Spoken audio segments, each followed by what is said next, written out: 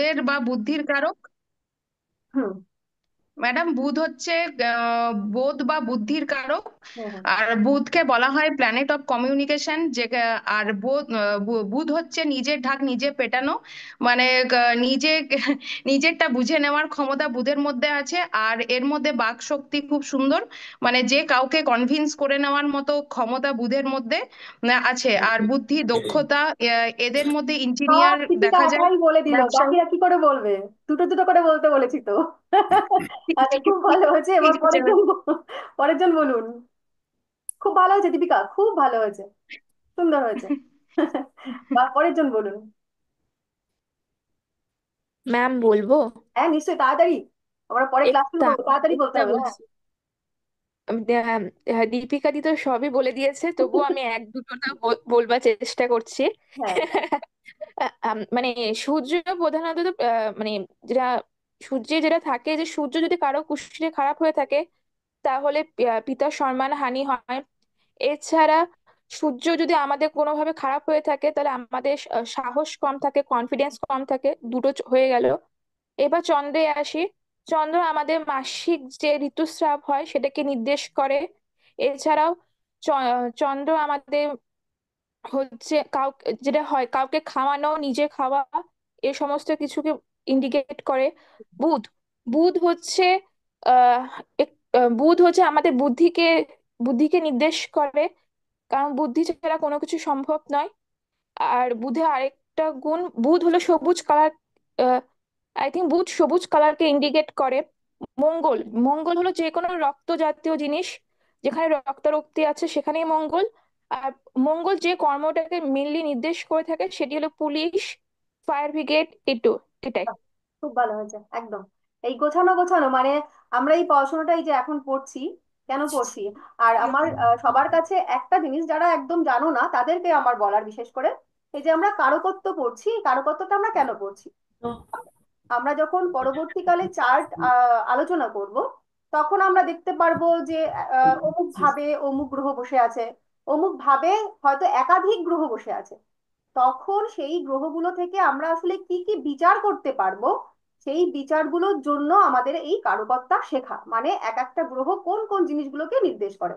আর এই কারকতা তোমরা যদি, এই যে পড়াটা আমরা শুনলাম, মোটামুটি আমরা তো আরো পড়বো, সকলেই পড়বো, কিন্তু একটা জিনিস বুঝতে পারলে যে আমরা কিন্তু ঘুরে ফিরে মাত্র কয়েকটা কারকতা নিয়েই সকলে আলোচনা করলাম, যে রবি রাজা, চন্দ্র রানী, রবি ম্যাডাম আমি বলিনি।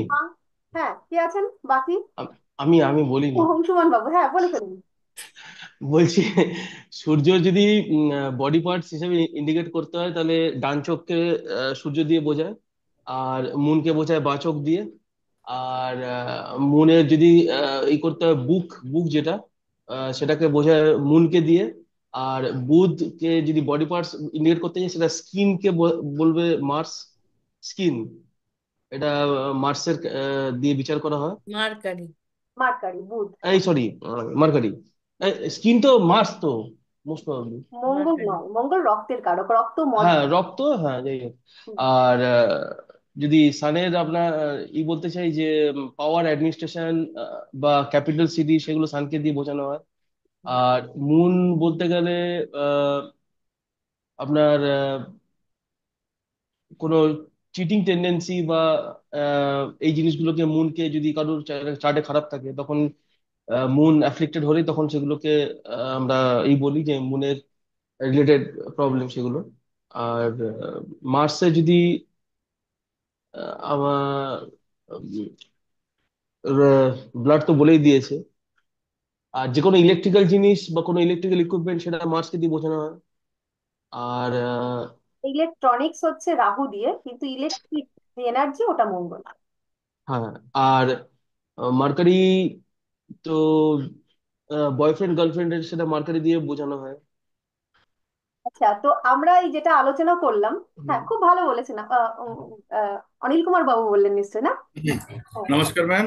হ্যাঁ। রবি হচ্ছে আমাদের আত্মকারক গ্রহ। হ্যাঁ। রবি তেজ, আত্মকারক নয়, আত্মার কারক। আত্মকারক আত্মার এবং কারক। আত্মার কারক আলাদা, হ্যাঁ। আত্মার কারক। তেজ, সূর্য, বীর্য রবি থেকে পাওয়া যায়। হুম। প্রকাশক, পুস্তক প্রকাশক প্রভৃতি রবি মানে পুস্তক কারকত্ব প্রকাশক, থেকে আমরা পাই। পুস্তক প্রকাশক মার্কারি, বুধ।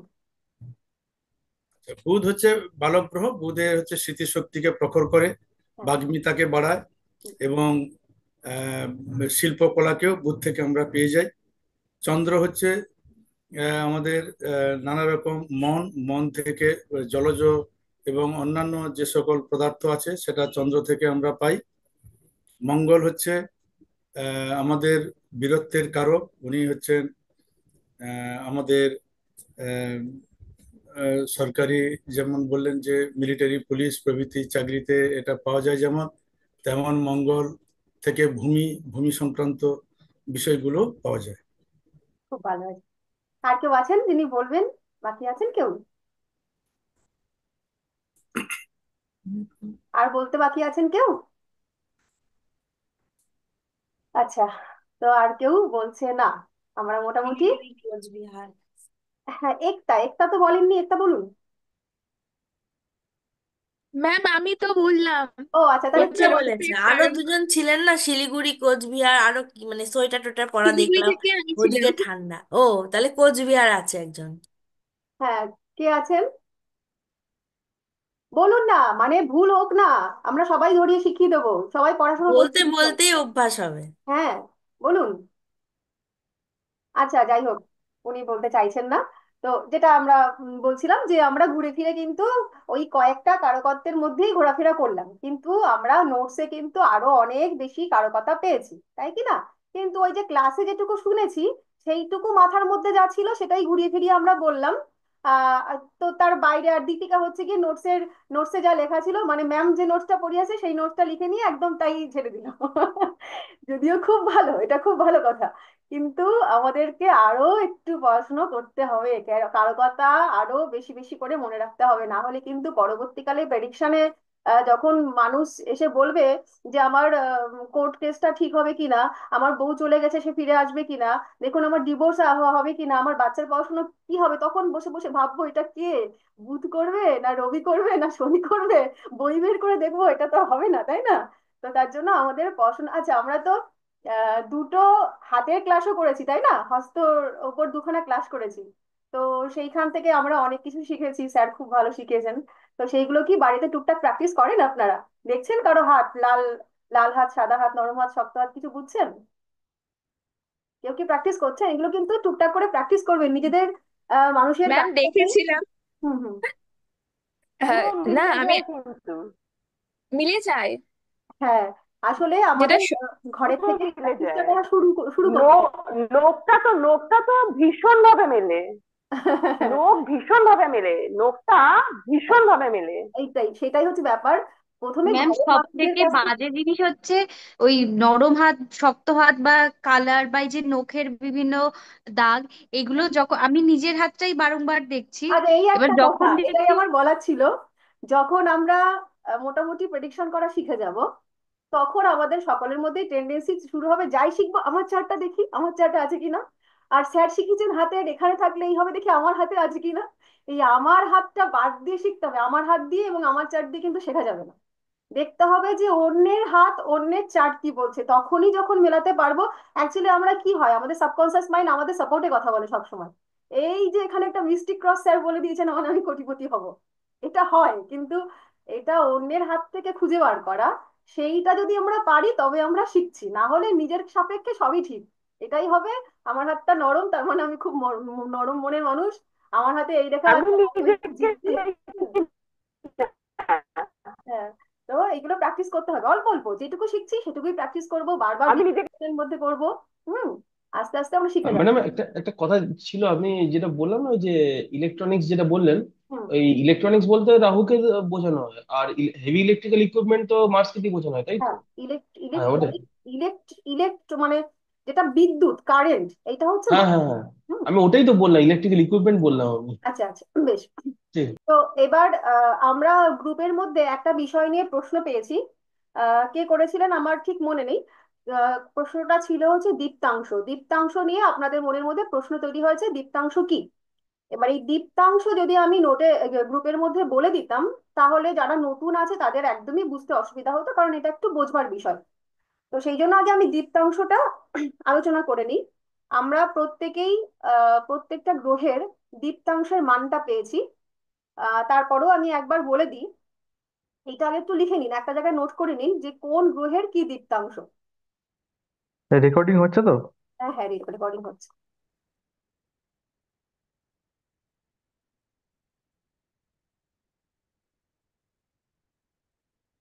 লিখুন, রবির হচ্ছে 15 ডিগ্রি। আসলে এই দীপ্তাংশ পড়াশোনাটা আমাদের এখনো অনেক পরের, অনেক পরের।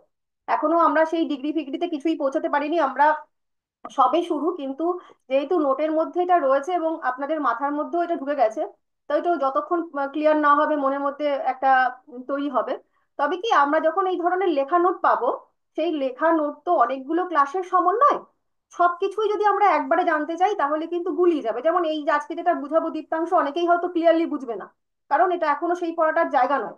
তো তবুও যেগুলো আমি বারবার করে বলি, যেই বিষয়গুলোতে একটু শক্ত, সাধারণ আমাদের বাংলা ইতিহাস ভূগোলের মতন নয়, তো সেই ক্ষেত্রে আমরা যখন যে ক্লাসগুলো করব, সেই ওরিয়েন্টেড পড়াশোনাটা আগে করে নেবো ওই নোটের মধ্যে থাকলেও। তারপরে আমরা প্রত্যেকটা জিনিসই স্টেপ বাই স্টেপ যাব, যখন যাব তখন কিন্তু বাকিগুলো আমরা পেয়ে যাব। সুতরাং ওই একটা জিনিস পেলাম না, এটা নতুন লাগছে, এটা এক্ষুনি শিখতে হবে, এরম বিষয় কিন্তু নয়। তো প্রথমে রবি লিখুন 15, তারপরে লিখুন চন্দ্র, সে হচ্ছে 12।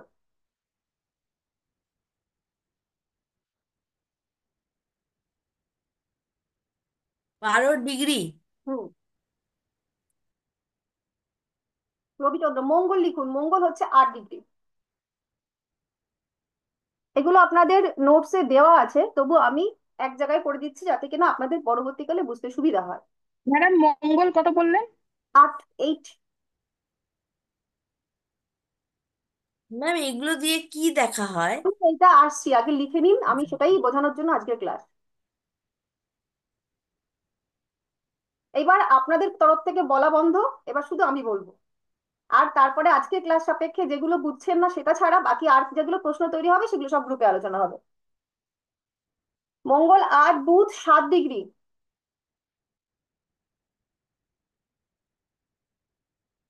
বৃহস্পতি 9 ডিগ্রি। শুক্র 7 ডিগ্রি। এবং শনি হচ্ছে 9 ডিগ্রি। এইটুকু লেখা হয়েছে। শুক্র কত? শুক্র হচ্ছে 7, বুধ এবং শুক্র 7। হ্যাঁ ম্যাডাম, হয়ে গেছে। হুম, এবার আমরা সান 15 বলেছেন ম্যাম? হ্যাঁ, সান 15 বলেছিলেন তো? 15, সান 15। শুক্রর পর কি বললেন? শুক্র পরে শনি, সে হচ্ছে 9।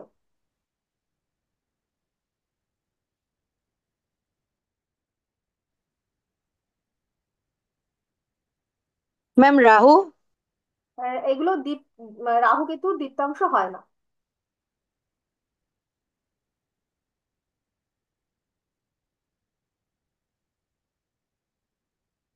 দীপ্ত কথার অর্থ। ম্যাম মঙ্গলটা একবার বলবেন? হ্যাঁ, মঙ্গল হচ্ছে 8, 8।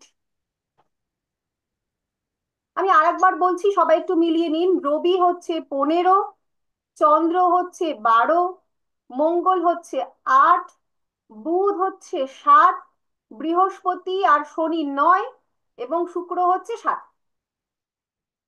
ক্লিয়ার? হুম, এই দীপ্তাংশ কথাটা আমরা একটু ভেঙে দেখি। দীপ্তাংশ কথাটাকে ভাঙলে আসছে দীপ্ত এবং অংশ। এই দীপ্ত কথার অর্থ, দীপ্ত দিয়ে আমরা মোটামুটি সাধারণভাবে বুঝতে পারছি যে দীপ্ত অর্থাৎ আলোকে নির্দেশ করছে, রশ্মি বা কিরণ। প্রত্যেকটা গ্রহের একটা নিজস্ব আলো থাকে, একটা কিরণ থাকে, একটা প্রভাব থাকে। এই যে প্রভাবটা বলা হয়, এই যে আমি মানগুলো বললাম যে রবির 12, রবির 15 এবং চন্দ্রের 12, এইটা, এই যে দীপ্তাংশ, এই এই ডিগ্রিটা 2 দিয়ে ভাগ করতে হবে বা অর্ধেক করে নেব। মানে আমি 12টাকে দিই, 12টা দিয়ে একটু সোজা হবে, তাহলে 12-র অর্ধেক হচ্ছে 6। তাহলে আহ, যে গ্রহ যেখানে অবস্থান করছে তার আগে এবং পরে, ওই যে আমি হাফ করে 6 পেলাম, 6 ডিগ্রি আগে এবং 6 ডিগ্রি পরে, তার যে রশ্মিটা বা তার যে কিরণটা, তার যে প্রভাবটা, সেটা হচ্ছে মানে প্রভাবিত করে। তাহলে আমি একটা এক্সাম্পল দিয়ে বুঝাই যে কিভাবে আহ, এটা কাজ করে এবং এটা কখন কাজ করে। আমরা অনেকের চার্টে পরবর্তীকালে দেখবো যে অনেক যোগ রয়েছে। তো আমরা এই যোগগুলোরও বিভিন্ন ব্যাখ্যা পাবো, যে এই যোগ থাকলে এই হয়, ওই যোগ থাকলে এই হয়। কিন্তু দেখি যে অনেক মানুষের চার্টে সেই যোগটা আছে, তথাপি আমরা জানি, মানে আমরা জানবো, এখনো জেনে উঠিনি যে যোগ সে বলে যে এই ব্যক্তির জীবনে কি হবে, আর দশা অন্তর্দশা বলে যে কখন হবে। একটা চার্টে যোগ যদি এখন ধরো একটা চার্টে রয়েছে হচ্ছে আম, বৃহস্পতি এবং চন্দ্রের যোগ, গজকেশরী যোগ বলে। তো এমন নয় যে সেই মানুষটা যখন থেকেই জন্মেছে তখন থেকেই সেই যোগের কারক, মানে যে শুভ ফল সে সেটা পেতে শুরু করবে। কখন পাবে? যখন ওই যোগটির দশা এবং অন্তর্দশা আসবে তার জীবনে। যদি কোনো ব্যক্তির জীবনে ওই দশাটা এই জন্মে না আসে, তার আগেই তার মৃত্যুবরণ হয়, তাহলে সে ওই দশার ফল পাবেই না, এ জন্মে পাবেই না। তাহলে আমরা জানলাম যে যোগ বলে হচ্ছে কি হবে, আর দশা বলে হচ্ছে কখন হবে। তো এই যখন দশা এবং অন্তর্দশা চলে এলো, আমরা দেখতে পেলাম যে ওই চন্দ্রের দশা এবং বৃহস্পতির অন্তর্দশা এসেছে। তাহলে আমরা আশা করতে পারি যে এইবার আমরা ভালো ফল পাবো, যে যোগটা পেয়েছি সেই যোগের একটা ভালো ফল পাবো। কিন্তু তারপরেও অনেক ক্ষেত্রে পাওয়া যায় না। কেন পাওয়া যায় না? না, তখন এই দীপ্তাংশটা কাজে লাগে, যে এই দীপ্তাংশের মধ্যে যদি গ্রহ দুটি না পড়ে, তাহলে মানুষ সেই শুভ যোগের ফল পায় না। তাহলে কিভাবে দীপ্তাংশ ফল দেবে, এই হিসাবটা একটু প্রথমে সবাই মন দিয়ে শুনুন, তারপরে লিখবেন। ধরে নিলাম একজনের চার্টে দুটো গ্রহ যোগ তৈরি করেছে, একটা বুধ আর একটা হচ্ছে শুক্র। তো আমরা এইমাত্রই পেলাম যে বুধ এবং শুক্রের দীপ্তাংশ হয়েছে 7, তাই তো? তাই পেয়েছি তো? আচ্ছা, হুম। তাহলে বুধ এবং শুক্রের দীপ্তাংশ 7, তাহলে দুটো গ্রহের 7 এবং 7, তো 7 যোগ করলাম কত হচ্ছে? 7 যোগ করলে 14। 14 হচ্ছে। এবার যেহেতু দুটো গ্রহ, তাই আমরা 14কে 2 দিয়ে ভাগ করে দিলাম। কত পাচ্ছি? 7। তাহলে এই দুটো গ্রহ আগে এবং পিছে কি করবে? 7 ডিগ্রি করে তাদের প্রভাব বিস্তার করবে। এবার এই দুটো গ্রহ আবার তাদের জন্মকুণ্ডলিতে বিভিন্ন রকম ডিগ্রিতে থাকতে পারে। তো আপনার চার্টে হয়তো আপনার চার্টেও বুধ শুক্র যোগ রয়েছে, পাশের জনেরও বুধ শুক্র যোগ রয়েছে, কিন্তু আপনাদের ডিগ্রিটা আলাদা হবে। সেই ডিগ্রিটা কি মনে করলাম যে দীপিকার চার্টে রয়েছে বুধ, সে রয়েছে 3 ডিগ্রিতে, শুক্র সে রয়েছে 7 ডিগ্রিতে। এইবার আমরা আগে কি পেয়েছি? দুজনের দীপ্তাংশ 7 পেয়ে গেছি, কিন্তু যে বুধ এবং শুক্রকে ভাগ করে আমরা কি পেলাম? 7। এই 7টা মাথায় রাখতে হবে, মনে রাখবেন। আর এবার একজনের চার্টে পেলাম বুধ, সে রয়েছে 7 ডিগ্রিতে, আর ন্যাটাল চার্টে মানে জন্ম চার্টে সে 7 ডিগ্রিতে রয়েছে, আর শুক্র রয়েছে 3 ডিগ্রিতে। তাহলে এই একটা গ্রহে যে বড় মাপটা পাচ্ছি, মানে 7 ডিগ্রিটা পাচ্ছি, সেই 7-এর থেকে যে ছোট ডিগ্রিটা 3, সেটাকে আমরা বিয়োগ করে দেবো। বিয়োগ করে কত পাচ্ছি? 4। তাহলে আমরা আগে দীপ্তাংশ পেয়েছিলাম 7, আর এখন দুজনের ডিগ্রিকে যোগ বিয়োগ করে পেলাম হচ্ছে 4-এর থেকে 3 বাদ দিয়ে কত পেলাম? এই 7-এর থেকে 3 বাদ দিয়ে 4 পেলাম। 4 পেলাম। 4 ডিগ্রি পেয়েছি, অর্থাৎ ওই 7 পর্যন্ত যদি এই দুটো গ্রহের প্লাস মাইনাস করে যে ফলটা আমরা পাবো সেটা যদি 7-এর মধ্যে থাকে, তাহলে এই যোগের ফলটা বা এই শুভ ফলটা সেটা এই ব্যক্তি পাবে। কিন্তু যদি এই দুজনের যে দুটো গ্রহ বললাম বুধ এবং শুক্র, এদেরই ডিগ্রি যদি প্লাস মাইনাস করে দেখতাম যে 10 হয়ে গেছে, 12 হয়ে গেছে, তাহলে আমরা কি জানি একটা রাশির মান সমান 30 ডিগ্রি। তার মানে কোনো গ্রহ সে 29 ডিগ্রিতেও থাকতে পারে, কোনো গ্রহ সে 1 ডিগ্রিতেও থাকতে পারে, বা 0 ডিগ্রিতেও থাকতে পারে। এই দুজনের প্লাস মাইনাস মাইনাস করে যদি দেখতাম যে সে 7-এর বেশি হয়ে গেছে, তাহলে এই দুটো গ্রহের যে শুভ ফল সেটা সে দিতে পারতো না, বা সেই ব্যক্তি এই দীপ্তাংশের জন্য দুটো গ্রহের যে আহ, দুটো রশ্মির যে কারকত্ব, তার কারণে কিন্তু সেই শুভ ফলটা পেত না। আমি কি বোঝাতে পারলাম? ম্যাডাম আর একবার। হ্যাঁ ম্যাম, হ্যাঁ। এবারে অঙ্কটা লিখুন, না হলে মাথার উপর দিয়ে চলে যাবে। এটা আসলেই এখনকার ক্লাস না, তবু প্রশ্ন এসছে বলে আমি লিখুন। ম্যাম বলছিলাম, হ্যাঁ, যেমন কমন একটা যোগ সবাই বলে থাকে যে বুধাদিত্য যোগ, এর যোগটা এক্সাম্পল দিয়ে একটু বুঝিয়ে দেন না। ধরুন বুধ এবং রবি লিখুন।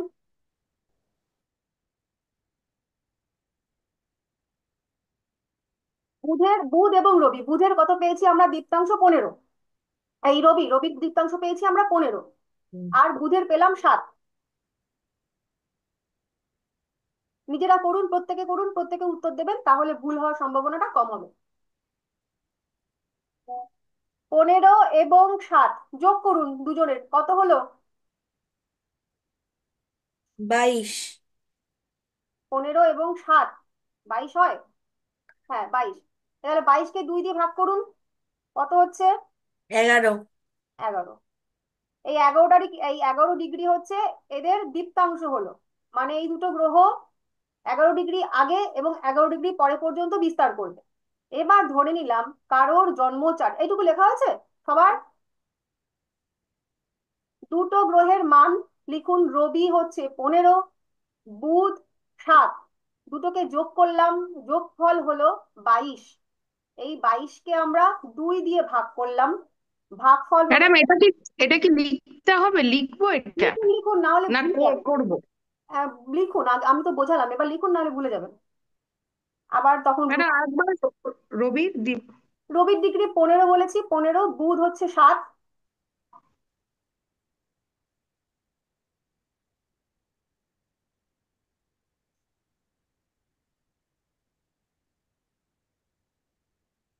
বাইশ হলো তো। 22কে 2 দিয়ে ভাগ করুন, ভাগফল 11 বেরোবে।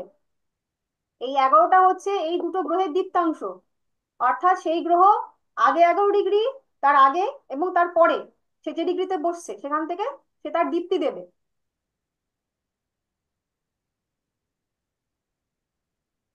এটাই হচ্ছে মূল দীপ্তাংশ।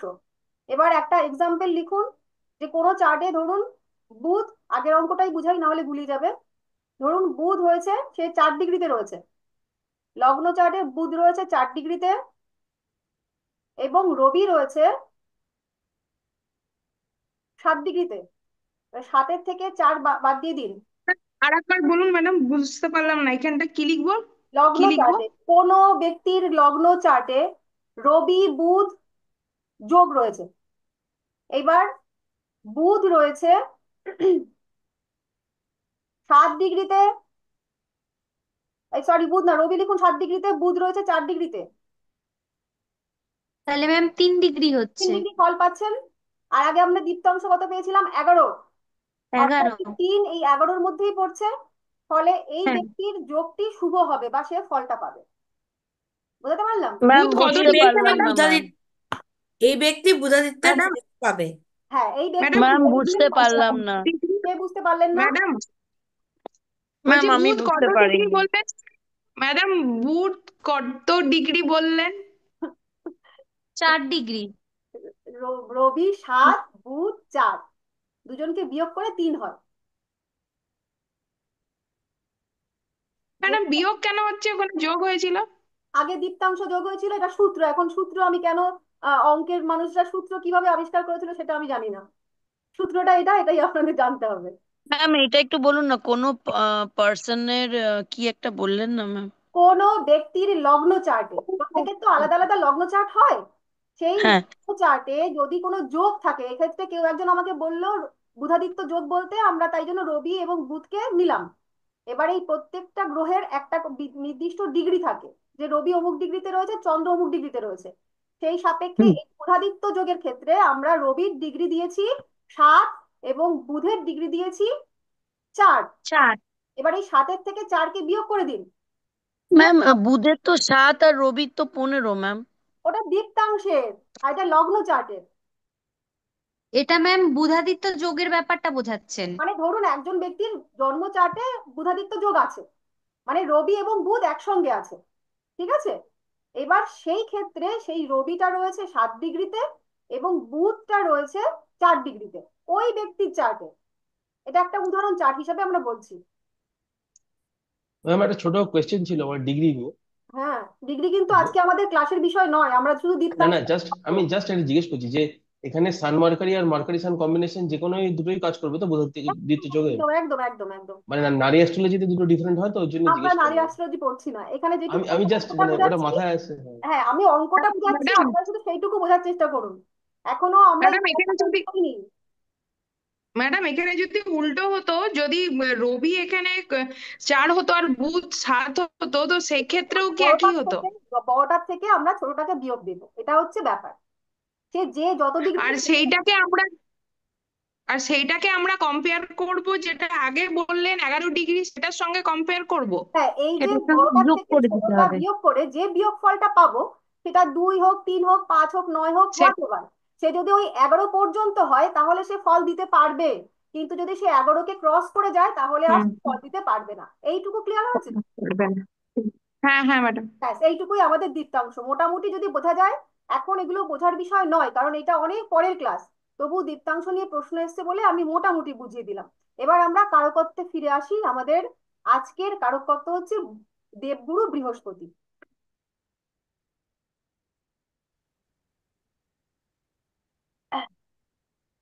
তো বৃহস্পতি প্রসঙ্গে প্রথমেই যেটা বলার কথা, সেটা হচ্ছে বৃহস্পতি কথাটির ব্যুৎপত্তিগত অর্থ হচ্ছে বৃহৎপতি। বৃহৎ কথার অর্থ হচ্ছে বড়, এবং বৃহস্পতি সব থেকে বড় গ্রহ হিসাবেই বলা হয়। বৃহস্পতি হচ্ছে গুরু। বৃহস্পতি হচ্ছেন সকল জ্ঞানের কারক বা জ্ঞানদাতা। প্রকৃত জ্ঞানদাতা হচ্ছেন বৃহস্পতি। তো এই বৃহস্পতি সে একাধারে সমস্ত ঋষিগণ, যারা কিনা মন্ত্রের দ্রষ্টা, সেই ঋষিগণ এবং অসীম ক্ষমতাশীল দেবতা, সেই দেবতাদেরও কিন্তু গুরু হচ্ছেন এই বৃহস্পতি। অর্থাৎ আমাদের জগতে যত মনুষ্যকুল আছে, দৈত্যবাদে মনুষ্যদের সকল মনুষ্যের গুরু কারক গ্রহ হচ্ছে বৃহস্পতি। এই বৃহস্পতির কৃপা ছাড়া সৎ গুণ বা সৎ তত্ত্ব বা সৎ জ্ঞান, এই সত্যের যে জ্ঞান, সেইটা কিন্তু পাওয়া অসম্ভব যদি বৃহস্পতির কৃপা না থাকে। একমাত্র বৃহস্পতি গ্রহ, তার মাধ্যমে আমরা কিন্তু তৎপদ জ্ঞান লাভ করতে পারি। অর্থাৎ যা কিনা সূক্ষ্ম, যা কিনা আহ অচিন্তনীয়, মানে যেটাকে বলবো একদম সূক্ষ্ম যে জ্ঞান, সেই জ্ঞানটা আমরা লাভ করব হচ্ছে বৃহস্পতির থেকে। এবার এই বৃহস্পতি হচ্ছে জগতের সকল বিজ্ঞান, সকল দর্শন, সকল ধর্মের যে তত্ত্ব, সেই তত্ত্বের কারক গ্রহ হচ্ছে বৃহস্পতি। বৃহস্পতির মধ্যেও কিন্তু অহং আছে। আমরা অহং সম্পর্কে আগে পড়েছিলাম যে রবির মধ্যেও অহং আছে, মঙ্গলের মধ্যেও অহং আছে। অহং ছিল না হচ্ছে বুধের কেবলমাত্র, কিন্তু রবির অহং এবং মঙ্গলের অহং আলাদা আলাদা। আমরা পড়েছি সেই সেই অহং গুলো কিরকম। এই বৃহস্পতিরও কিন্তু অহং আছে, তবে সেই অহংটা হচ্ছে শুভ অহং। তার জন্য এই বৃহস্পতির অহংটাকে বলা হয় সোহং। সোহং কথার অর্থ হচ্ছে আমি, তিনি, সে থেকে এই মহাবিশ্ব, অর্থাৎ আমাদের জগতের যা কিছু বাস্তব, যা কিছু মানে অকল্পনীয় যেটা সত্য, সেই সত্যের মধ্যে নিজেকে, নিজের যে সত্তা, সেই সত্তাকে খুঁজে পাওয়া। সেই খুঁজে পেতে গেলে যে জ্ঞানের প্রয়োজন হয়, সেই জ্ঞানটা কিন্তু আমরা পেয়ে থাকি বৃহস্পতির দ্বারা। বৃহস্পতি ছাড়া এই সূক্ষ্ম জ্ঞান অসম্ভব।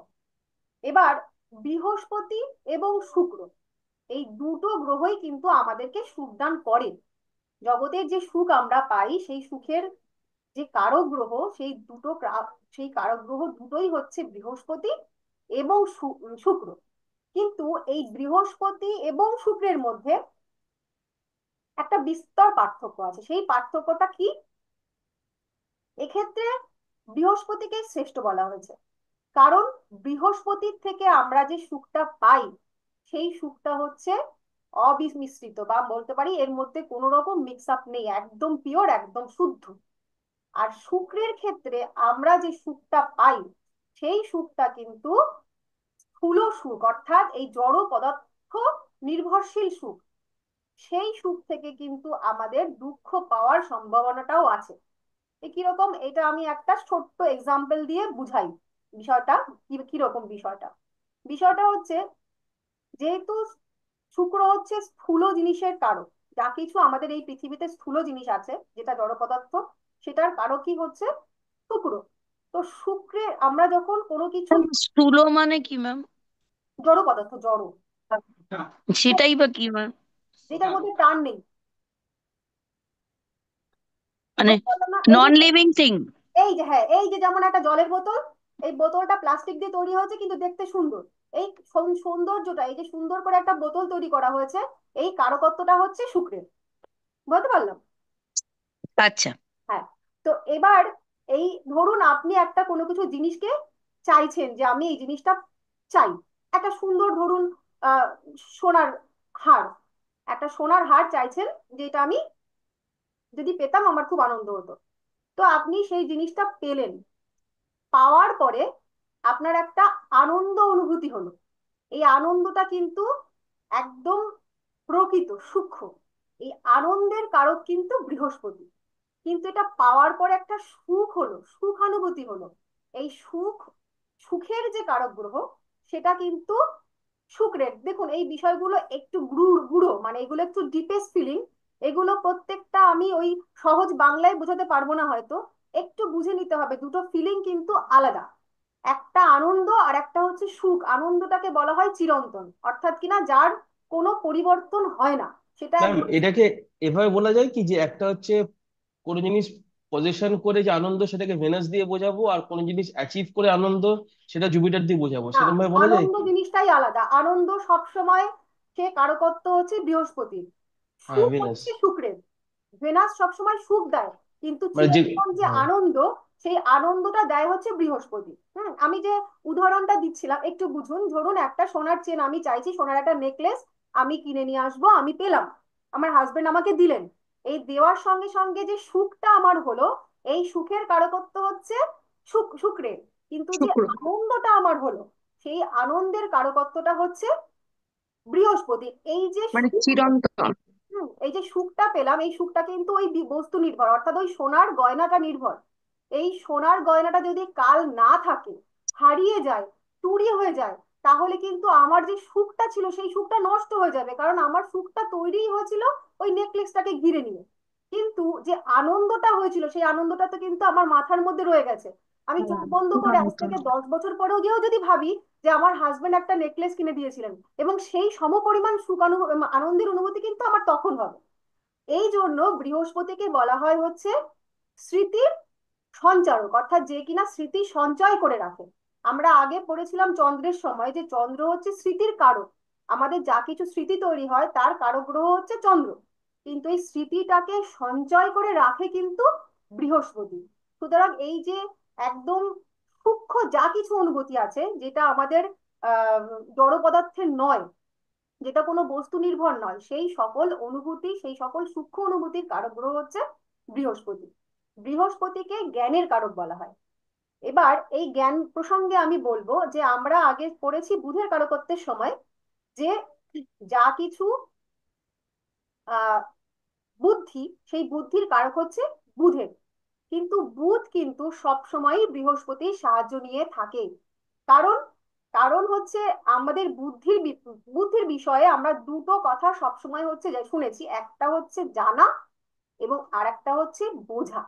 এই জানা এবং বোঝা এই দুটো কিন্তু এক জিনিস নয়। মানে আমরা একটা বই পড়লাম, বইটার থেকে আমি কিছু জানতে পেরেছি, এই জানতে পেরেছি এটা হচ্ছে, এইটার কারকত্ব হচ্ছে বুধ। ধরুন একটা নতুন সিনেমা বার হয়েছে সাবা, আপনি কারোর কাছ থেকে শুনলেন যে একটা সিনেমা বার হয়েছে যেটা খুব হিট করেছে, সেটা হচ্ছে সাবা। এই যে আপনি শুনলেন এবং আপনি জানলেন, এই কারকত্বটা কিন্তু দিচ্ছে বুধ। এবং আপনি গিয়ে ওই সিনেমাটাকে দেখলেন, পুরো মুভিটা কমপ্লিট করলেন, এবং তারপরে আপনার কিন্তু একটা জ্ঞান হলো, ওই সিনেমাটা দেখে আপনি একটা কিছু শিখতে পারলেন, আপনার একটা ভিতরে একটা অভিজ্ঞতা হলো, একটা অনুভূতি হলো। এইটার কারক গ্রহ হচ্ছে বৃহস্পতি। তাই যা কিছু মুখস্থ করা, মানে আমরা একটা বই, গোটা বই মুখস্থ করে ফেলতে পারি, আমাদের মুখস্থ বিদ্যা ভালো আছে, আমি সারা রাত ধরে পড়লাম, পড়ে আমি সারা বইটা মুখস্থ করে ফেললাম। কিন্তু সেই মুখস্থ বিদ্যার থেকে কিন্তু জ্ঞান নাও হতে পারে, সেই মুখস্থ বিদ্যার থেকে কোনো রকম সংস্কার আমরা নাও পেতে পারি, সেই মুখস্থ বিদ্যার থেকে আমাদের কোনো রকম অভিজ্ঞতা নাও হতে পারে। সেটা কেবলই মাত্র জানা। কিন্তু এই জানার থেকেই যখন আমরা কোনো রকম একটা জ্ঞান প্রাপ্ত হবে, যখন আমরা একটা অভিজ্ঞতার মধ্যে দিয়ে যাব, বা যখন আমাদের একটা সংস্কার তৈরি হবে, তখন সেইটা গিয়ে সেই কারকত্বটা তৈরি হবে কিন্তু বৃহস্পতির থেকে। বুঝতে পারলাম?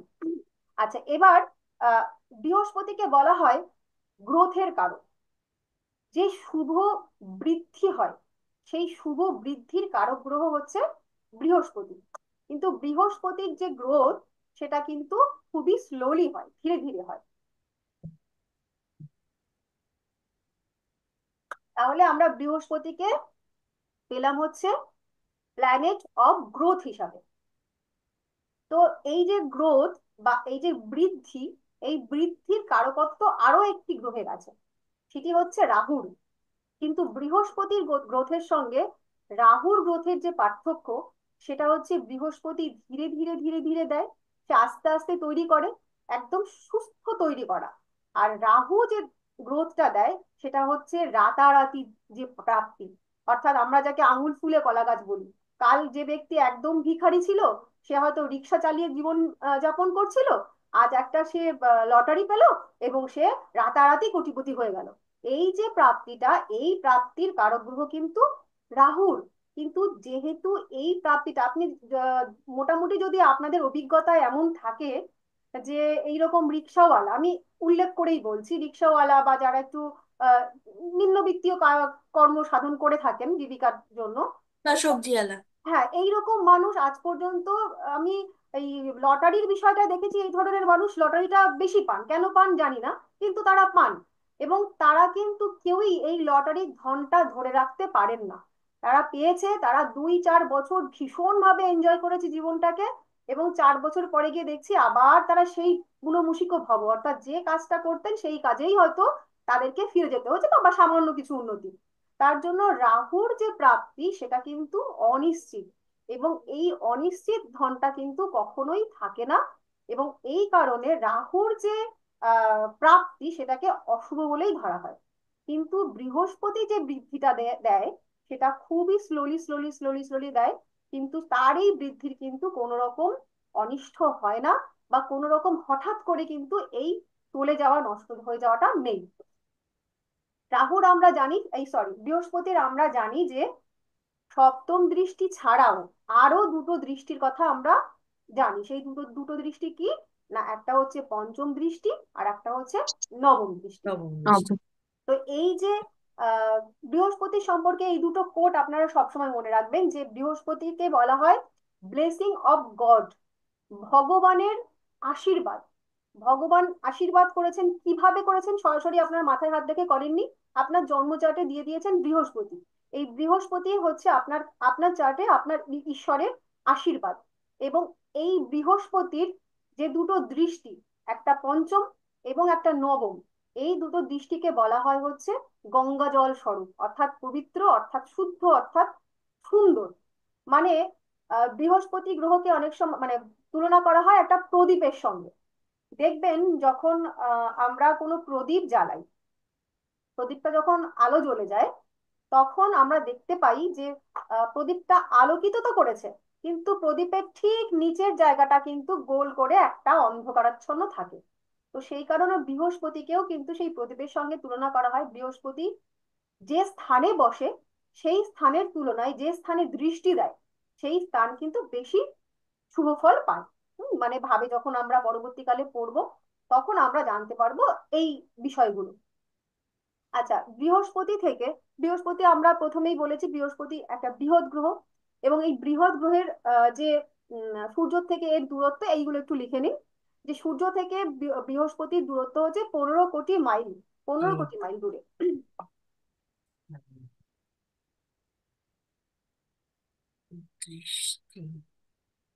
বৃহস্পতির 11খানা উপগ্রহ বা চাঁদ।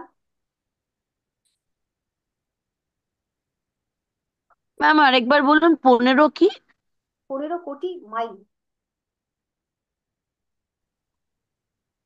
এই 15 কোটি বলি, ম্যাম 50 কোটি বলেছি, 50 কোটি মাইল দূরে সূর্য থেকে বৃহস্পতির দূরত্ব।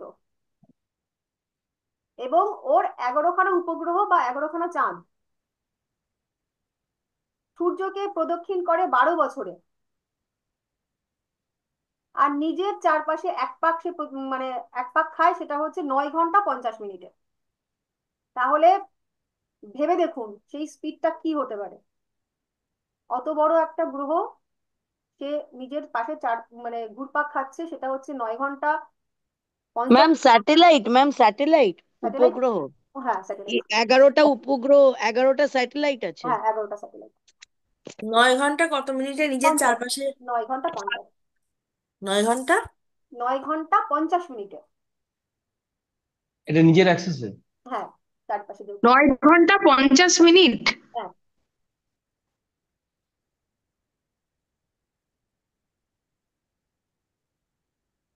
ম্যাম 9 ঘন্টা 50 মিনিটটা নিজের অ্যাক্সেসে রোটেশন বললেন তো? হ্যাঁ। আর সূর্যের চারিপাশে ঘুরে আসে হচ্ছে 12 বছরে। মানে 12 রেভলিউশন হচ্ছে বছর 12 বছর, হ্যাঁ। ওই জন্য দেখবেন যে হুম। লগ্ন চার্টে যে বৃহস্পতি যে ট্রানজিট করে, সেটাও সে একটা রাশির থেকে ঘুরে এসে আবার সেই রাশিতে আসে 12 বছর পর। এই 12 বছর কুম্ভ মেলার তো গোচর। ক্যালকুলেশনটা ওইভাবেই হয় তো। হ্যাঁ হ্যাঁ হ্যাঁ একদমই তাই। ম্যাডাম এটাকে গোচরও তো বলা হয়, হ্যাঁ 12 বছরটা ম্যাম যেটা ঘুরে আরেকবার আসছে। বলবেন 12 বছরটা কি? 12 বছরটা হচ্ছে সূর্যকে ঘুরে আসছে, সূর্যের চারিপাশে যে ঘুরে আসে সেই ঘুরে আসার সময়টা। মানে বৃহস্পতি যে সূর্যের চারিপাশে পাক দিচ্ছে তো, তো সেই ঘুরতে সময় লাগে 12 বছর পুরো কমপ্লিট করতে।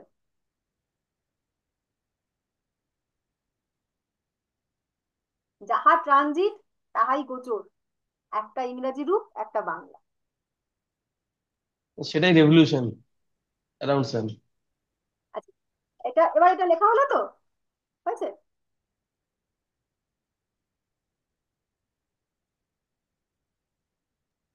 আচ্ছা, বৃহস্পতির মানুষজনরা কেমন হয়?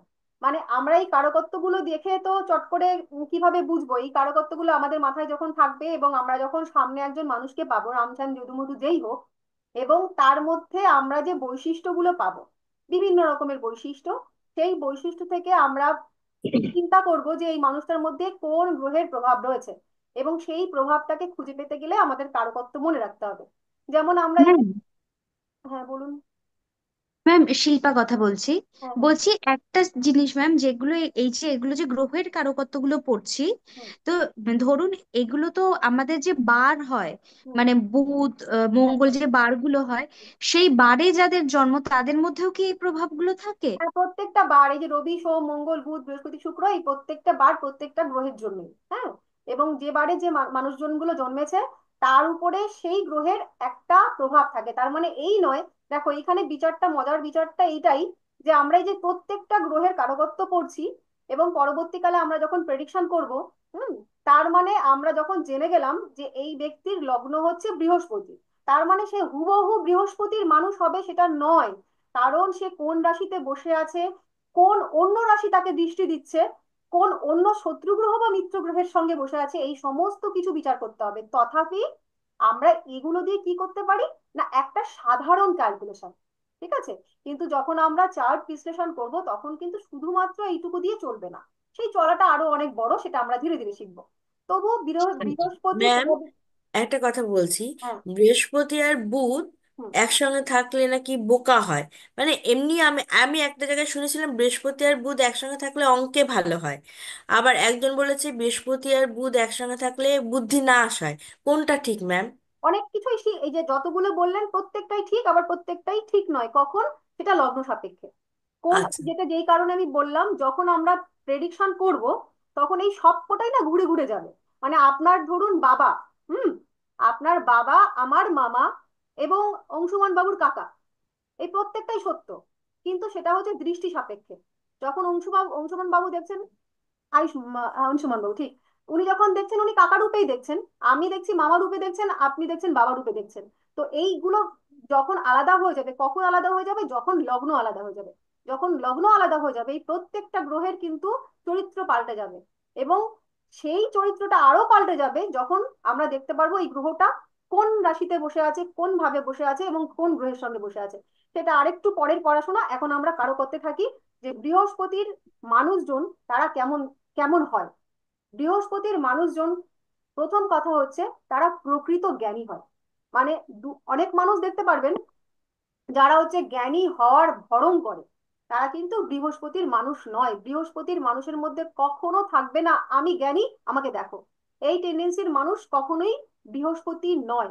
বৃহস্পতির মানুষ হচ্ছে যারা সত্যিকারের জ্ঞানী, যার কাছে গিয়ে আপনার সত্যিই মনে হয় যে এই মানুষটার কাছে একটু বসে দুটো কথা শুনি, এবং এই মানুষটা কথা বললে আমার মনে হয় যে না আমি কিছু শিখতে পারবো, যাকে দেখলে পরে একটা অন্তর থেকে ভক্তি চলে আসে, এই মানুষটার উপর বৃহস্পতির প্রভাব বেশি। এবং বৃহস্পতির মানুষজন একটু স্থূলাকৃতি হয়, অর্থাৎ একটু ফ্যাটি হয়। তার সাধারণত দেখা যায় যে তাদের মধ্যে একটা টামি টেন্ডেন্সি থাকে, একটু ভুঁড়ি হওয়ার টেন্ডেন্সি থাকে। এই ধরনের মানুষজনের মাথায় চুল থাকার সম্ভাবনাও, মানে চুলের পরিমাণও কিন্তু একটু কম থাকে। এবং মানে আমরা সেই আগে কল্পনা করলে আহ একদম আগে, পুরোনো দিনের আগে যে আহ পুরোহিতদের বা ব্রাহ্মণদের যে রূপটা আমরা কল্পনা করতাম, সেই রূপটা একদম ভাবে কিন্তু বৃহস্পতির রূপ। এবং এরা কিন্তু খুব ধীরে ধীরে কথা বলে, মানে তাদের কথা বলার মধ্যে গতি খুবই স্লোলি স্লোলি থাকে, যে তারা খুব বুঝে বুঝে এবং বুঝিয়ে সুন্দর করে কথা বলে। হুম। আর এদের মধ্যে এরা যখন কথা বলবে, এদের কথার মধ্যে মেইনলি যেটা, সেটা হচ্ছে এরা যে কথা বলবে, দুটো কথা বললেও সেই কথার মধ্যে কিন্তু আপনি একটা জ্ঞান পাবেন। এবং আপনি যখনই, প্রত্যেকের জীবনে আমাদের এরকম একজন করে বৃহস্পতি আছে, সে বন্ধু হতে পারে, সে রিলেটিভস হতে পারে, যে আমরা যখন সমস্যায় পড়ি আমরা একজনের কাছে যাই পরামর্শ আনতে, এবং ওই ব্যক্তির মধ্যে কিন্তু আমাদের সাপেক্ষে সে কিন্তু গুরুস্থানীয়, বা সে কিন্তু গুরুর প্রভাবে প্রভাবিত। এবার আমরা গুরুর কারকত্বগুলো লিখে নেব। সেটা হচ্ছে, প্রথমে শরীর লিখে নিই, যে শরীরের মধ্যে বৃহস্পতি কোনগুলো ইন্ডিকেট করছে।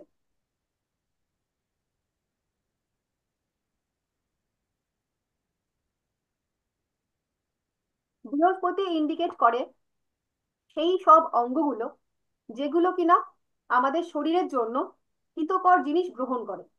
অর্থাৎ এক্ষেত্রে আমরা বলতে পারি পাকস্থলী, স্টমাক, বা অনেকের মতে ফুসফুস, অনেকের মতে, এবং লিভার। এই লিভার, ফুসফুস এবং স্টমাক, এই তিনটেই কিন্তু নির্দেশ করে হচ্ছে বৃহস্পতি। মনের দিক থেকে আমরা বৃহস্পতির কারকত্বগুলো জেনে নেব, যে মনের মধ্যে বৃহস্পতির কারকত্বগুলো কি কি। সেটা হচ্ছে বিবেক, সত্যগুণ, আদর্শ, নীতি, ক্ষমা। লিখতে পারছেন নাকি স্পিডে বলে ফেলছি? ম্যাম একটু আস্তে বলুন, এক তো শক্ত ওয়ার্ড, তার মধ্যে এত স্পিড। আচ্ছা, লিখুন, আমি আস্তে আস্তে বলছি। বিবেক, সত্য জ্ঞান বা জ্ঞান লিখতে পারেন। নীতি, আদর্শ, ক্ষমা, বিচার করার কুশলতা, বা যে ভালো বিচার করতে পারে, বিচার কুশলতা লিখলেও হবে। ধীরতা, গাম্ভীর্যতা,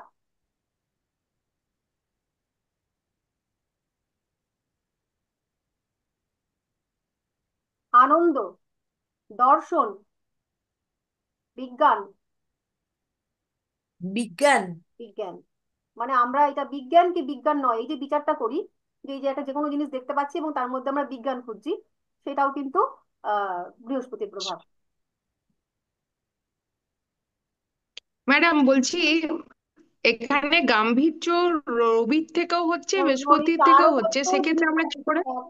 কারকত্ব রবির মধ্যে একটা অহং থাকবে, বৃহস্পতির মধ্যে সেই অহংটা থাকবে না। মানে গাম্ভীর্য, একটা গাম্ভীর্যের সামনে আপনার ভয় করবে, আর একটা গাম্ভীর্যের সামনে আপনার শ্রদ্ধা করবে, এইটুকু পার্থক্য বুঝেছেন?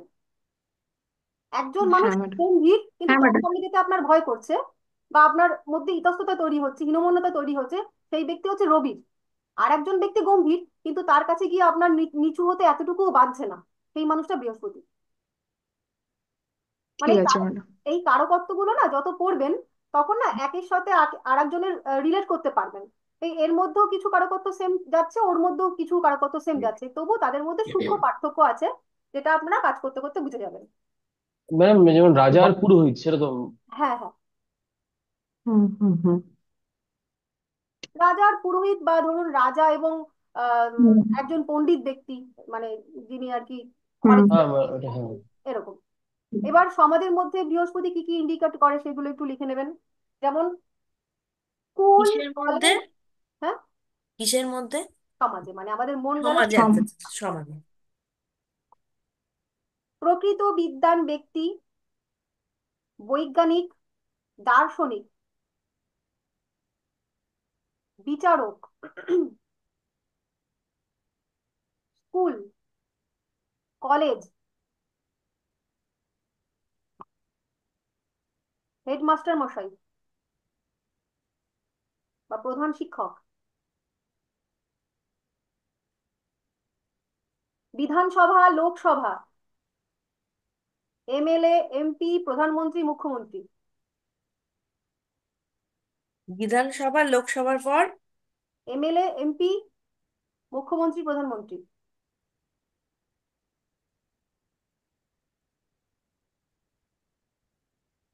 তুলি কাকি লিখছো?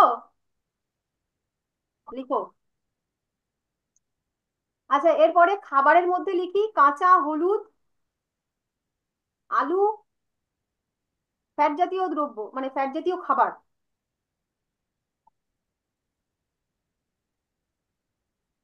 হলুদ এবং গেরুয়া রঙের বস্ত্র কিন্তু ম্যাম, বৃহস্পতি নেই। বিচারকের আগে যে তিনটা বলেছিলেন সেটা মিস করে গেছে। একটা হচ্ছে জ্ঞানী লোক, আর আর কি বললেন আমি বুঝতে পারলাম না। না না, বিচারক স্কুল কলেজ থেকে বলছিলেন না, সেখান থেকে আমি ধরতে পেরেছি। তার আগে যেটা বলেছিলেন যে জ্ঞানী লোক, তারপরে আর কি কি প্রকৃত বলেছিলেন? জ্ঞানী, বৈজ্ঞানিক, দার্শনিক, সবাই। আচ্ছা, বৈজ্ঞানিক। প্রফেসর, স্কুলের হেডমাস্টার। হুম হুম। মানুষের আর কি জীবনে কি খাওয়ার? খাবারগুলো বললাম, কাঁচা হলুদ, আলু, ফ্যাট জাতীয় যে কোনো খাবার, আর গেরুয়া এবং হলুদ রঙের বস্ত্র।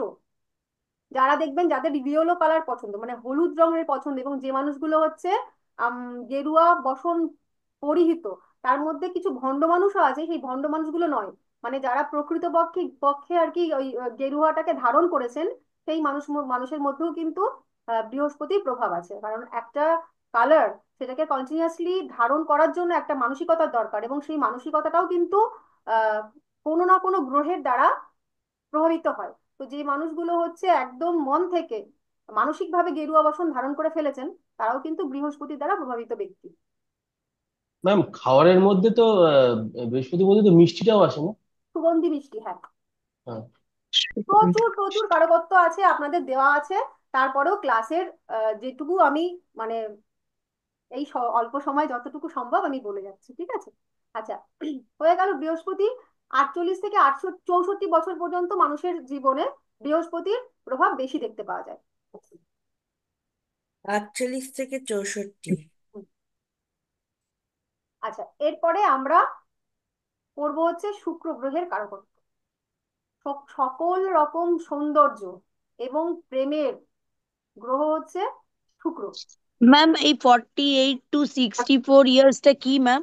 মানুষের জীবনে আপনার যখন বয়স হবে 48, এবং যখন তার থেকে শুরু করে আপনি যখন 64-এ পৌঁছচ্ছেন, এই যে টোটাল জীবনটা, এই যে টোটাল পিরিয়ডটা, এই সময় আপনার উপর বৃহস্পতির প্রভাব থাকে। কেন কি, এই সময়টায় আমরা মোটামুটি আমাদের জীবনের অনেকগুলো অভিজ্ঞতাকে অর্জন করতে পেরেছি, এবং আমরা অনেক কিছু শিখেছি, আমরা অনেকটা জ্ঞানী হয়ে গেছি, এবং আমরা আগের মতন আর ভুল করি না।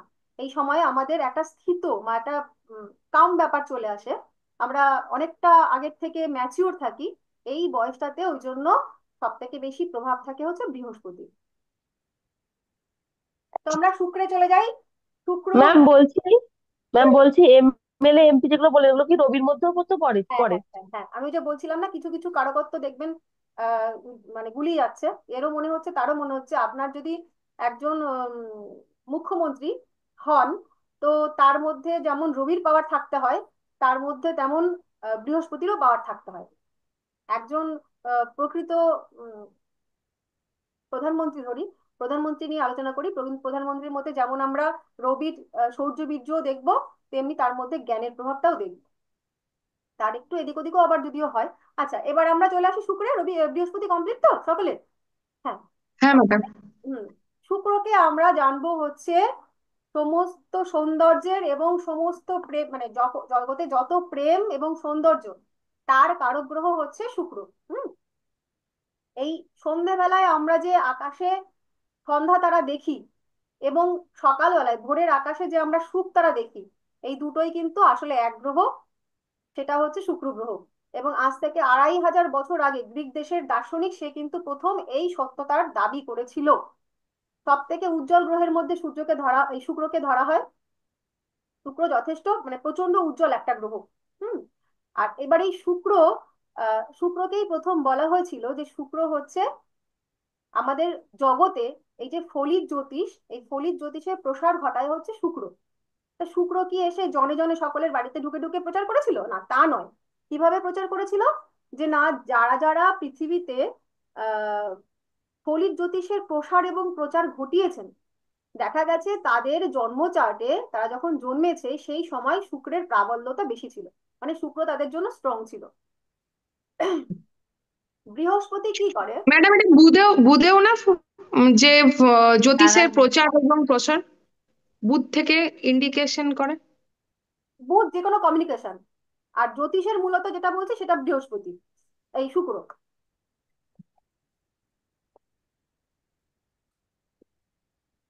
মানে যারা যারা কিনা জ্যোতিষের চর্চা করেছেন বা জ্যোতিষের প্রচার প্রসার করেছেন, সেই সকল বিদ্বান ব্যক্তির জন্মচার্টে শুক্র প্রবল ছিল। এই কারণেই বলা হয় যে ম্যাডাম এখানে যেমনি লেখা আছে দশম ভাব দশমপতি গ্রহ এবং বুধ হইতে জ্যোতিষ বিদ্যার উৎকর্ষতা বা অপকর্ষতা বিচার করা হয়। বুধ থেকে উৎকর্ষতা অবকর্ষতা, বুধও একটা কারক, প্রত্যেকটা বৃহস্পতিও কারক, কিন্তু সব থেকে বেশি কারকত্ব দেওয়া হয়েছে শুক্রকে। শুক্র মানে যে সমস্ত মানুষজনরা এখনো পর্যন্ত, যাদেরকে আমাদের জ্যোতিষ বিদ্যায় যাদেরকে গুণী জ্ঞানী ব্যক্তি ধরা হয়েছে জ্যোতিষের ক্ষেত্রে, তাদের জন্ম চার্টে শুক্রের প্রাবল্যতা বেশি ছিল। বোঝাতে পারলাম? হ্যাঁ ম্যাডাম। আচ্ছা, এই বৃহস্পতি সে কি করে? সে যে বিজ্ঞানের বিভিন্ন রকম নিয়ম তৈরি করে। বৃহস্পতির মধ্যে আর শুক্রের মধ্যে পার্থক্যটা এবার বুঝতে হবে। বৃহস্পতি নিয়ম তৈরি করে, তার নিয়ম তৈরি করাটা কাজ, মানে বিজ্ঞানের একটা সূত্র আবিষ্কার করলো, এটা হচ্ছে বৃহস্পতির কাজ। আর ওই সূত্রটাকে কাজে লাগিয়ে নতুন নতুন শত শত প্রোডাক্ট তৈরি করে ফেলা বা দ্রব্য তৈরি করে ফেলা, সেইটার দায়িত্ব হচ্ছে শুক্রের। বৃহস্পতির জগতে সমস্ত অনুভূতিগুলো হচ্ছে সূক্ষ্ম অনুভূতি, আর শুক্রের জগতে ওই অনুভূতিটাই হচ্ছে স্থূল অনুভূতি হয়ে যায় বা জড় বা মেটারিস্ট হয়ে যায়। মানে শুক্রের জগতে কোনো কিছুই সূক্ষ্ম হয় না, তার সবকিছুই হচ্ছে জড় হতে হবে, বা সে চোখে দেখবে বা ফিল করবে। কিছু বলছেন? আমি একটু ক্লাসটা শেষ করে নিই, তারপরে আপনাদের কথাগুলো শুনবো, না ফ্লো নষ্ট হয়ে গেলে আমি কি বলছিলাম একদম মাথা থেকে বেরিয়ে চলে যায়। ঠিক আছে, তো আমরা এগুলো আগে একটু শুনে নিই। তো এই কারণে বৃহস্পতিকে বলা হয় হচ্ছে আবিষ্কারক, আর শুক্রকে বলা হয় হচ্ছে উদ্ভাবক। এই দুটোর মধ্যে পার্থক্য আছে। একজন আবিষ্কার করেন কিছু একটা নিয়ম, আর সেই নিয়মটাকে কাজে লাগিয়ে শুক্র কি করে? আরো মানে মানে সরি, ভুল বললাম। একজন হচ্ছে তৈরি করেন কোনো নতুন সূত্র, আর উদ্ভাবক হচ্ছে সেই সূত্রটাকে কাজে লাগিয়ে বিভিন্ন রকম নতুন নতুন জিনিসপত্র তৈরি করে ফেলাটা হচ্ছে শুক্রের কাজ।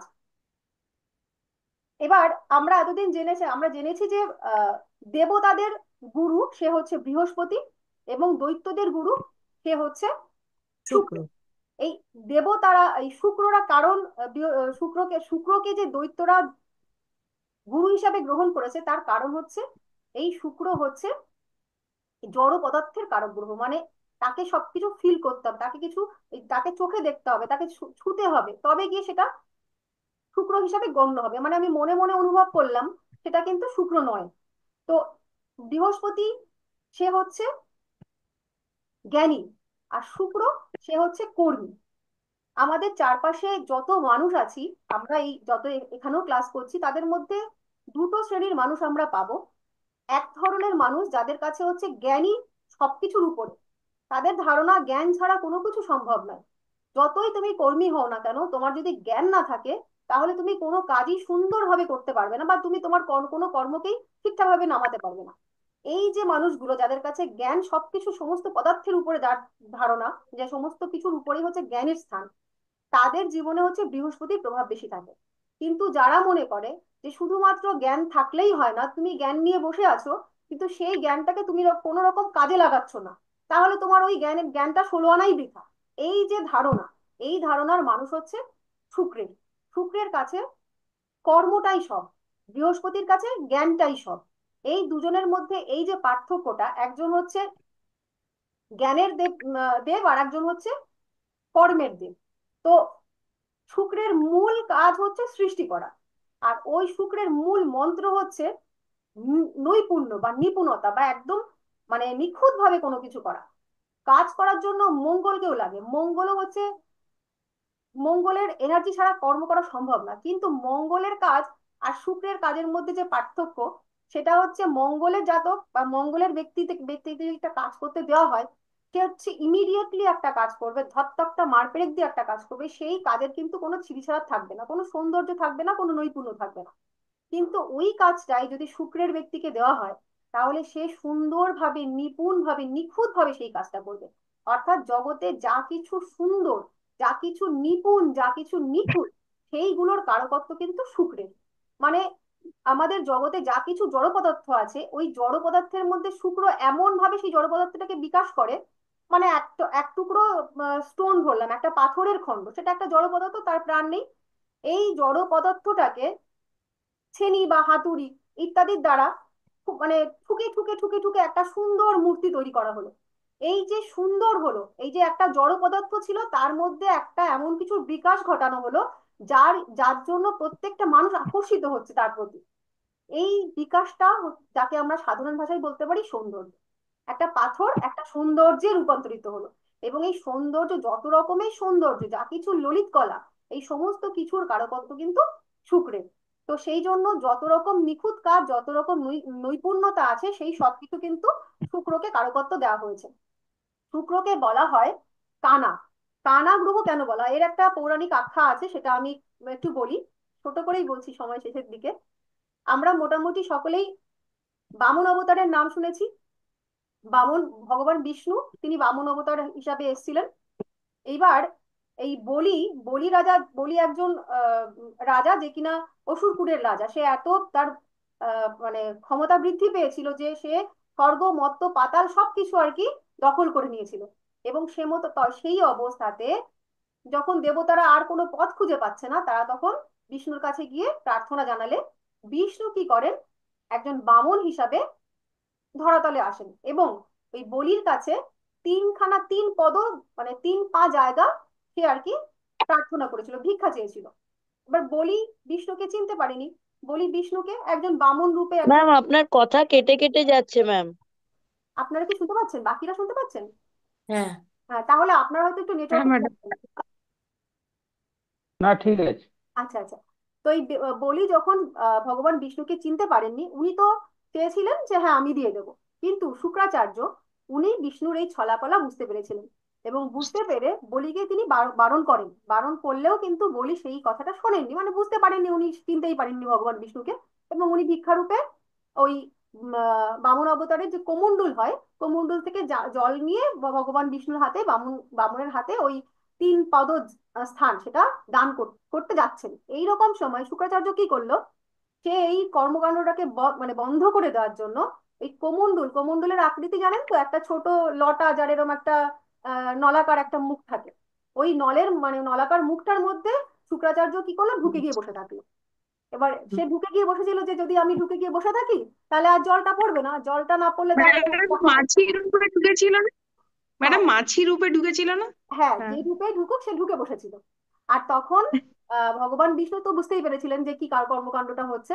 উনি কি করেছিলেন, একটা কুশাগ্র দিয়ে ওই ওটা পরিষ্কার করার জন্য খোঁজা দিয়েছিলেন ভিতর থেকে, এবং সেটা গিয়ে তার চোখে, শুক্রাচার্যের চোখে গিয়ে আঘাত লাগে, এবং সেই কারণে তাকে বলা হয়, সেইখান থেকে কানা গ্রহ হিসাবে বলা হয়। যেই যেই কারণে আমরা পরবর্তীকালে যখন চার্টের বিশ্লেষণ করব, শুক্রের অবস্থান থেকে জাতক এবং জাতকের রিলেটিভদের চোখের সমস্যা আমরা বার করতে পারবো।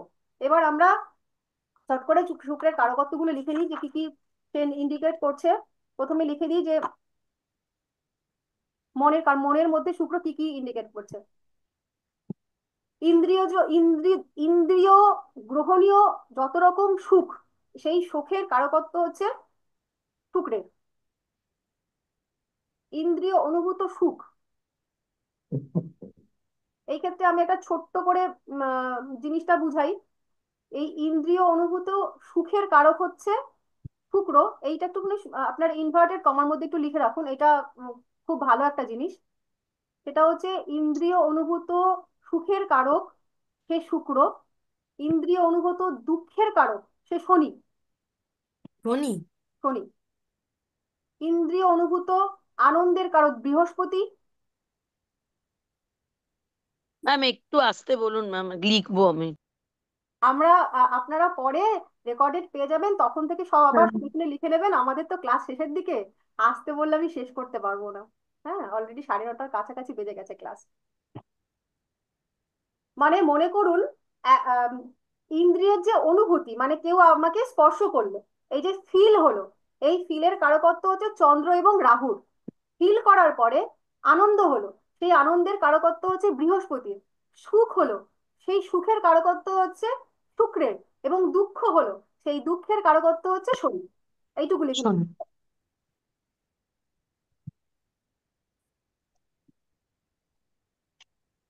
শুক্র শনি বৃহস্পতি, আর একটা কি বললেন? অনুভূতির কারক হচ্ছে রাহু চন্দ্র। ফিল ফিল ফিলের কারকত্ব। রাহু চন্দ্র। হুম, এটা আমরা চন্দ্র পড়ার দিনও জেনেছিলাম। এছাড়াও যৌন আকর্ষণ বা যৌন ইচ্ছা, সুন্দরের প্রতি আকর্ষণ, চিত্র, কলা, সঙ্গীত, কৌশল, বিলাস, সাহিত্য, শাস্ত্র, বিবাহ, এসবের, বিবাহ মানে ম্যারেজ, এসবেরও কারকত্ব শুক্রের।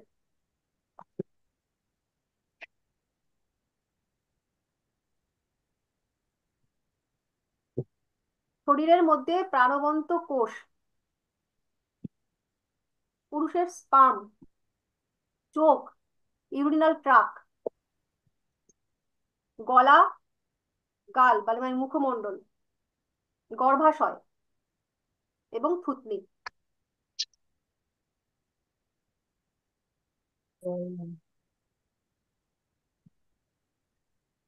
ইউরিনাল ট্রাক, গর্ভাশয়, স্পার্ম,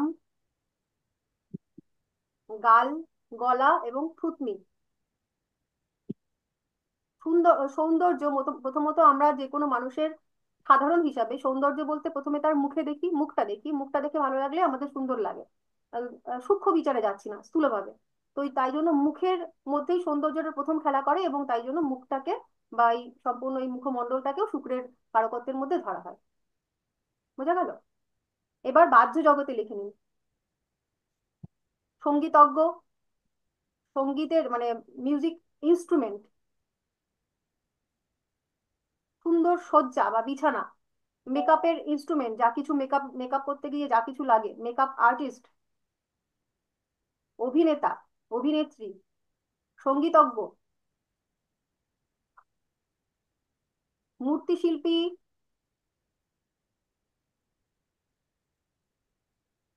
পোশাক পরিচ্ছদ মানে সুন্দর পোশাক পরিচ্ছদ, যেটাকে বলে রাজকীয় নয় কিন্তু যেটা সুন্দর, যা কিছু সুন্দর, যা কিছু মনোরম, সবই হচ্ছে শুক্রের কারকত্বের মধ্যে পড়ে। পারফিউম, সকল প্রকার পারফিউমের কারকত্ব হচ্ছে শুক্রের।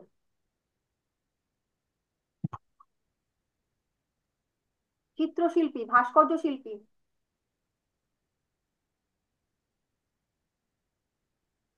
ডাক্তার, ব্যারিস্টার, উকিল, এগুলো শুক্রের মধ্যেই পড়ে, বিশেষ করে ডাক্তার।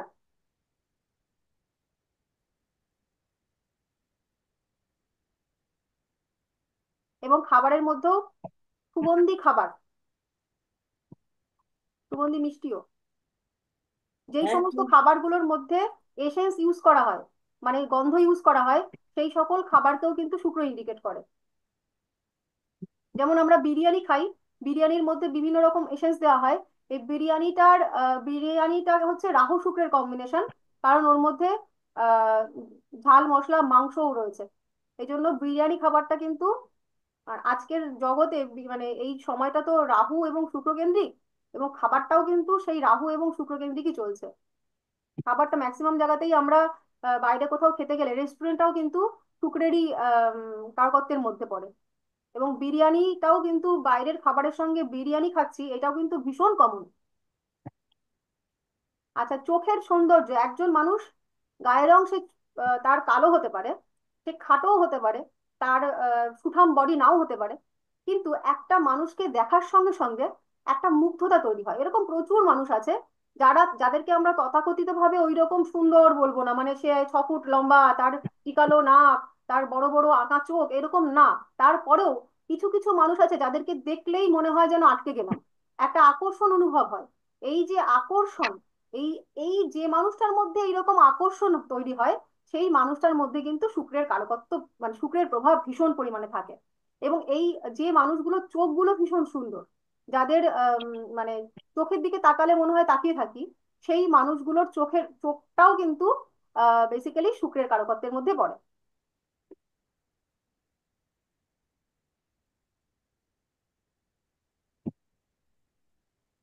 যত রকমের শুদ্ধ প্রেম আছে, প্রকৃত প্রেম, ঈশ্বর প্রেম, ঈশ্বর প্রেম ইনক্লুডেড, এই সকল প্রকার প্রেমের কারকত্ব হচ্ছে শুক্রের।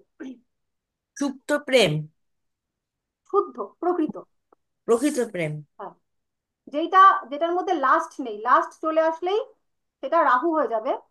এটা আমরা আগে একদিনকে বলছিলাম, যখনই প্রকৃত ভালোবাসা, আমরা ঈশ্বরের প্রতি যে ভালোবাসাটা আমরা ফিল করি, সেটারও কারকত্ব কিন্তু শুক্রের।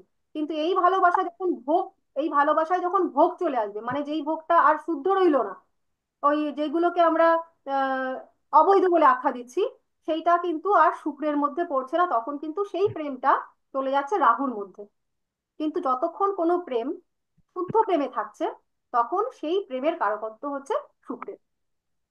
তাহলে আমরা শুক্র থেকে মূল যেটা বুঝলাম, যে শুক্র হচ্ছে কর্মী, তার কাছে নিখুঁত কাজ, এবং কাজটাই তার কাছে হচ্ছে মূল মন্ত্র, সৃষ্টি করা তার প্রধান কাজ। এবং প্রেম আর সমস্ত রকম সৌন্দর্যের কারক গ্রহ হচ্ছে শুক্র। আমরা তাহলে শুক্র সম্পর্কে মোটামুটি, বৃহস্পতি আর শুক্র সম্পর্কে জেনে গেলাম। আমাদের আর তিনটে কারকত্ব আছে, শনি, রাহু এবং কেতু, সেটা আমরা আগামী সপ্তাহে শেষ করব। তারপরে আমাদের কারকত্বের ক্লাস মোটামুটি কমপ্লিট। আশা করি আমরা এই পর্যন্ত সবাই সবকিছু বুঝে গেছি। তারপরেও যাদের যে সমস্ত বিষয় বুঝতে বাকি রইলো, আমরা সেগুলো নিয়ে গ্রুপে আলোচনা করব। সকলে ভালো থাকুন, শুভরাত্রি। আপনারা একে একে বেরিয়ে যান।